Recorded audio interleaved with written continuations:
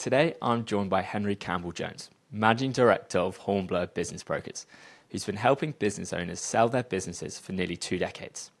We're talking about a decision many business owners come up against, whether to handle a sale themselves or bring in a broker. And while it might seem straightforward, the route you take can significantly shape both the buyers you reach and the outcome you achieve. So we'll unpack where selling alone can fall short, how brokers widen the field, and what really matters when choosing the right one. Thank you for joining us today, Henry. Well, no, thank you, Guy. Thank you for inviting me to talk with you. No worries. So, Henry, let's start with this. Many owners consider selling their businesses themselves.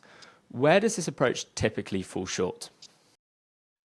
I think there are probably many things here. But I think, firstly, though, business owners will underestimate the amount of effort it will take to go through the sale process and the resources that they'll need to go through the process.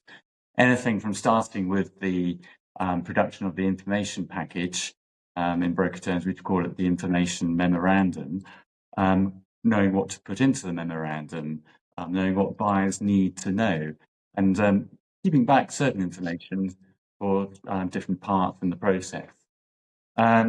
Confidentiality is key, and I think as a broker, as an intermediary, that enables us to keep the name and identity of the owner's business confidential and not known in the marketplace as we advertise the business for sale. Then comes, I guess, the research and marketing piece, and going out and finding the right sorts of buyers and approaching them and getting the opportunity in front of them. That takes quite a bit of resource. And then once you start getting responses to the advertising that you're doing for your business in the market, you need to be able to respond quickly. So obviously, day-to-day business takes over sometimes, and there are other priorities to fix. But really, when you're in a sale process, you need to get back to buyers pretty quickly on their questions and to really keep the momentum going in the process. So I guess overall, what we find when business owners have looked at selling their business on their own without external help is that those approaches are limited in their numbers, and they're really focused on maybe an introduction from someone that they know in the industry, and maybe so it's limited to 2 or 3 parties. How does a broker's access to active buyers change both the process and the eventual outcome? Yeah, so really it opens up the field to quite a range of buyers, from trade to private equity, but it brings quite a number of buyers to the process at the same time. And so we can align discussions with all those different buyers and get them to the same point in the process and level of understanding in time, so that they can make offers at the same time, and that will enable you to choose the best overall offer and deal structure for you as a seller. Now, there'll always be a range of valuations and a range of offers and deal structures on the table, and I think if it always helps when you're making a decision is to have all the options in front of you in the same sort of period of time. And that way you can be comfortable that when you go with a preferred bidder, that they really are making the best offer for you overall. And then you give you confidence going through to that next stage in the process. Also, another side product of having many buyers in the ring and having active buyers is that we get feedback quite early in the process as to how your business stands in terms of attractiveness to the buyers and saleability. And sometimes we can address some of those points that come up in the process. But really key is to have a number of buyers. It increases the pool from which you can select the best offer. So very similar, but to what extent do brokers bring in buyers and owners simply wouldn't have identified? And how often does that actually lead to a better result for the client? Well, I'd say whilst many sellers might have an idea of who you might be interested in acquiring them, and often do suggest a couple of names. We find in most cases, going out to the full market will result in bringing in a buyer that is different to whom the seller might have thought that they would sell to. And I think it's important that to keep an open mind when you start a sale process. There are quite a few different types of buyers out there.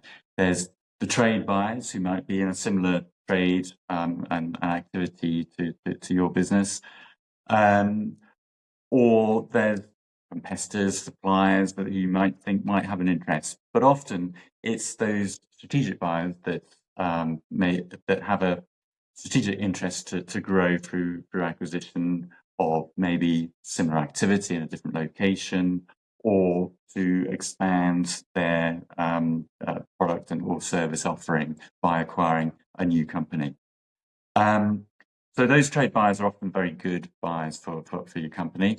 They can be simply trade companies with a good level of funding already within their company, having been profitable for many years, or they might be backed by private equity as part of a platform business which is owned by an alternate private equity firm. Alternatively, there are quite a few other sort of investment firms, private equity firms, who have a portfolio of a variety of businesses, and they look for good, profitable businesses, and that's their main criteria for acquisition. So it's always, as I said, it's always important to keep an open mind as to the motivations of buyers and what their acquisition strategy is, and therefore that there are quite a few different buyers out there, and you might end up selling to a firm that you just wouldn't have thought of in the first case. We do work with sellers, though, to identify who would be an ideal fit for their company when it comes to identifying potential trade buyers. And by giving one or two sample names of companies that would make a good fit, we can then use our research department to go out and find other companies that fits that sort of profile, and we'll go out and approach them. And we often hear about the importance of creating competitive tension. Firstly, what actually is competitive tension, and how critical is it in practice? Okay, well, firstly, yes, competitive tension. What is that? It's when you have several buyers in the process at the same time, all looking to make offers, and it's if they know that there are other buyers within the bidding process, then that is when there is what you call competitive tension in the process. It's always important to strike a balance, though. Buyers don't like to feel as though they're in an auction, or that they're being played one against the other in order to get the best offer, and their offer will lead to a better offer from the actual preferred bidder. But at the same time, buyers should not feel that they're the only one in the ring. And I think that has two main purposes. Is that one, obviously, we'll be able to negotiate harder and on your behalf, but also that they feel as though they need to put their best offer forward.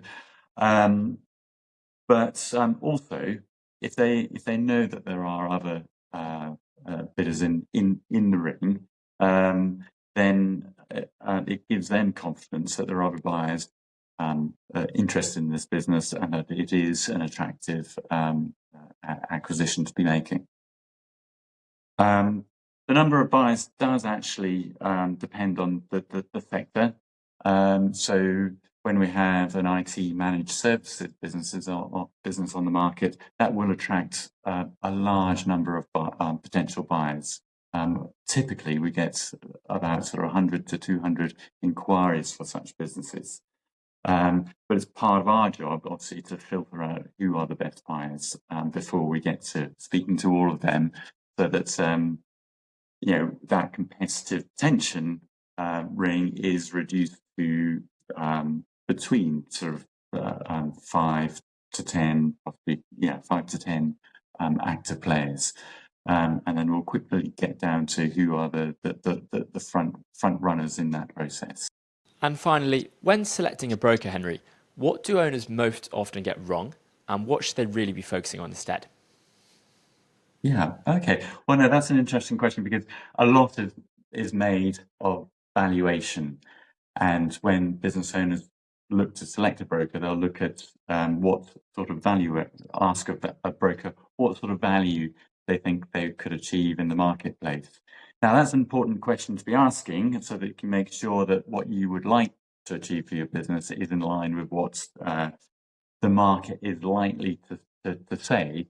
But you do need to be wary of not selecting a broker on the basis of the highest valuation that's quoted. Now, we always give a free initial valuation to business owners who are looking to sell, but it is more of an all-round assessment of the business, looking at its overall saleability, reliance on the owner, reliance on top customers, etc., so that we can give you a good idea not only of the top line value, but also the sorts of deal structures and the type of buyer that we think we would be approaching.